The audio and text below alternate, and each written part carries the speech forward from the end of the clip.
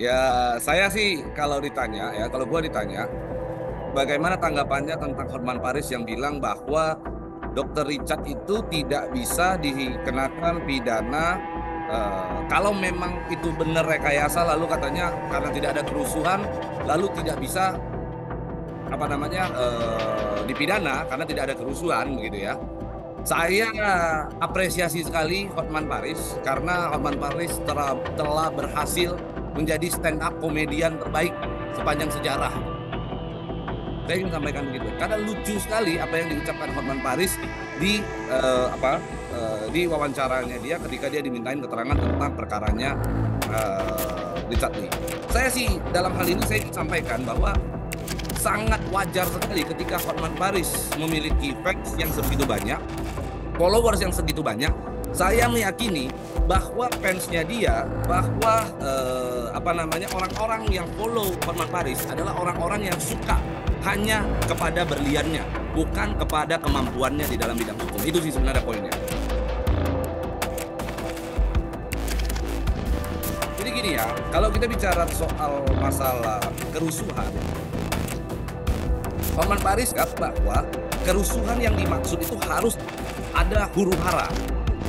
Jadi beda tuh, kenapa harus di dalam Undang-Undang ITE pasal 28 ayat 3, kenapa menggunakan kata-kata kerusuhan, tidak menggunakan kata-kata huru-hara.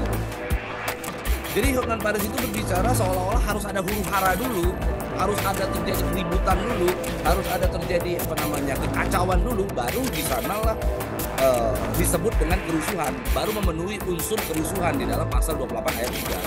Padahal ternyata tidak seperti itu gitu. Saya ingin sampaikan begini ya, kerusuhan itu, coba kita buka KBBI. Ketika ada suasana yang tidak aman, maka itu masuk di dalam golongan kata kerusuhan. Karena kan kata dasarnya rusuh. Rusuh itu ketika mendapatkan suatu hal yang tidak aman, suatu suasana yang tidak aman, maka itu masuk di dalam golongan kerusuhan atau rusuh. Masuk di dalam kata arti daripada rusuh atau kerusuhan tadi. Nah sekarang Hotman Paris mengatakan bahwa tidak ada kerusuhan. Tidak ada kerusuhan dari mana? Sementara Kota Padang, atas kejadian tersebut, atas dugaan rekayasa tersebut, Kota Padang dicap seolah-olah kawasan itu rawan akan maling, tidak aman. Kalau memang hal itu diperbolehkan, saya ingin sampaikan, besok-besok saya datang ke bandara atau kemana begitu, saya sampaikan aja ke orang, di sini ada bom nih. Lalu semua orang merasa di situ tidak aman, apakah diperbolehkan itu? Itu juga termasuk di dalam golongan kerusuhan. Tidak perlu ada huru-hara ketika ada satu bentuk ancaman atau ketakutan yang ditanamkan kepada masyarakat, maka itu masuk di dalam golongan kerusuhan. Oleh sebab itulah makanya pasal 28 ayat 3 tidak menerangkan atau tidak menggunakan kata-kata huru-hara. Dia menggunakan kata kerusuhan gitu. Ya. Jadi gini, sebenarnya kalau di dalam pasal 28 ayat 3 Undang-Undang ITE ini, yang dimaksud daripada kerusuhan itu harus menimbulkan kerusuhan dalam fisik. Di dalam rumusannya memang seperti itu. Harus ada fisik dia, artinya bukan hanya sebatas online. Akan tetapi makna daripada kerusuhan itu bukan serta-merta hanya menimbulkan huru-hara. Tetapi kerusuhan yang dimaksud adalah kerusuhan yang mana sifatnya itu menciptakan rasa yang tidak aman, menciptakan rasa resah di kalangan masyarakat. Itu makna daripada kerusuhan. Kenapa saya paham begitu? Karena salah satu pihak yang ditanyai pendapat ketika undang-undang tersebut mau dirumuskan adalah saya bersama dengan organisasi saya gitu. Jadi saya paham betul tentang hal itu. Jadi Hotman Paris, saya kira dia tidak paham tentang permasalahan tersebut. Dia tidak memahami bagaimana kondisi keadaan apa yang sebenarnya terjadi dalam kasus dugaan rekayasa yang diduga dilakukan oleh Dr. Richard tersebut, oleh klinik Athena yang ada di Padang tersebut gitu. Maka saya ingin sampaikan, kalau dari pernyataan saya tersebut, kalau Hotman Paris merasa, oh pandangan Pablo salah, gini deh, saya tantang aja Hotman Paris, ayo kita berdebat deh. Dia nggak berani nih, katanya kemarin itu dia bicara mau debat sama Rocky Gerung, kan dia ditantang-tantangin. Nah, sekarang saya yang tantang nih, ya kan? Dia nantangin Rocky Gerung berdebat, nah, saya tantangin Hotman Paris berdebat. Kalau dia bilang bahwasanya, wah Pablo nggak level, saya samakan levelnya dengan dia. Berapa banyak berlian yang akan dia bawa? Saya bawa berlian yang sama. Saya bawa berlian dengan jumlah berat yang sama gitu. Nggak, Hotman Paris gak hebat-hebat banget lah. Saya mau sampaikan itu dia ke teman-teman. Oke, saya untuk masalah voice note, bukti voice note, yang mana voice note tersebut diduga suara mirip Richard Lee, kami sudah mengirim surat ke Kapolri. Saya sudah membuat pengaduan langsung ke Kapolri. Kita sudah kirim surat secara resmi bersama dengan Aliansi Patriot Indonesia. Kita sudah kirim langsung ke Kapolri. Dan dalam waktu dekat mudah-mudahan akan ditanggapi oleh Kapolri terkait dengan hal itu. Karena begini, kami tidak bisa menduga keras bahwa itu adalah suara Richard Lee, karena itu adalah potongan video, lalu itu adalah potongan suara. Akan tetapi kalau kita sebagai manusia kita mendengar sekilas, ya itu mirip memang dengan suara Richard Lee.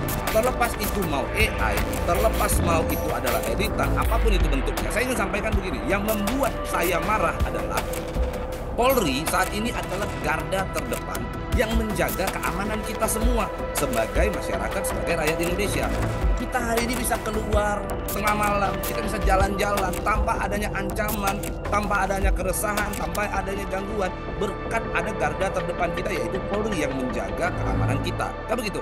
Lalu tiba-tiba ada satu rekaman suara yang isinya mengatakan bahwa seolah-olah polisi bisa dibayar, bisa ditangani hanya dengan dilakukan pembayaran atau bisa dibayar, diselesaikan dengan kasih uang begitu.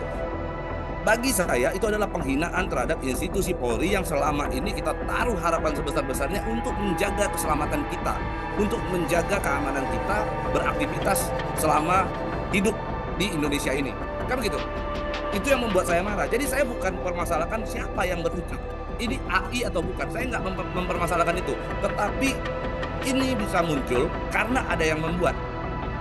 Terlepas itu benar-benar dibuat dengan suara atau dengan AI, siapa yang membuat, saya ingin diproses. Saya ingin siapa yang membuat, saya ingin benar-benar orang tersebut bertanggung jawab atas perbuatannya.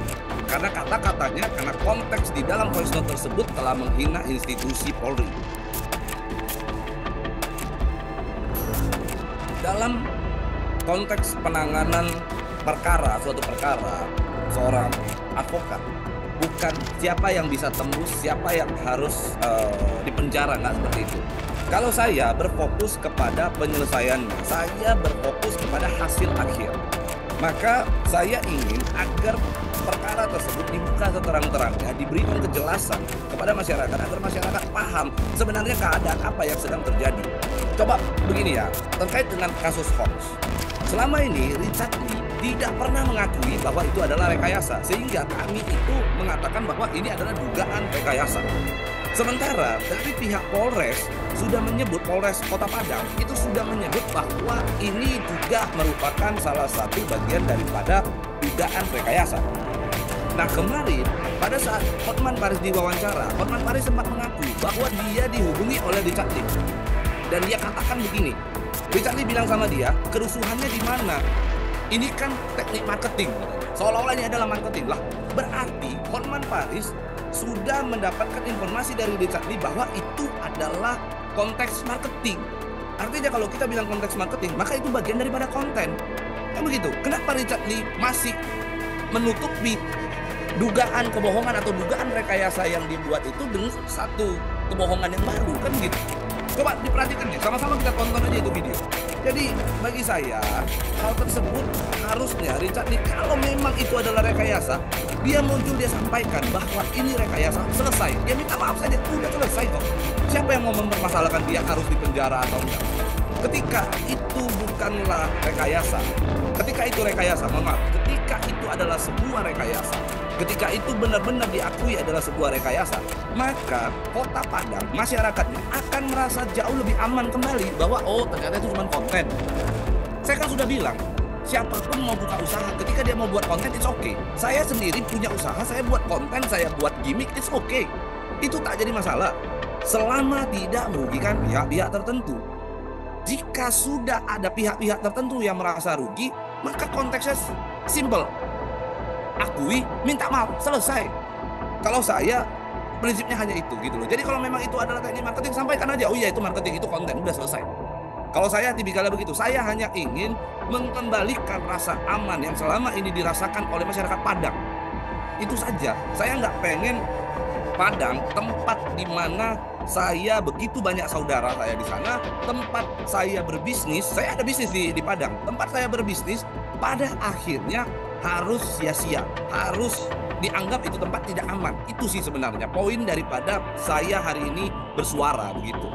Jadi saya kira apa yang diucapkan misalnya Hotman Paris terkait dengan pembelaan-pembelaannya dia terhadap Hotman Paris, terhadap Richard Lee, saya sampaikan begini. Saya salut dengan Hotman Paris karena ternyata kesetia kawanannya dia itu menggelapkan seluruh ilmu yang selama ini dia pernah dapat di dalam pendidikan hukum yang dia pernah jalani. Itu sih sebenarnya.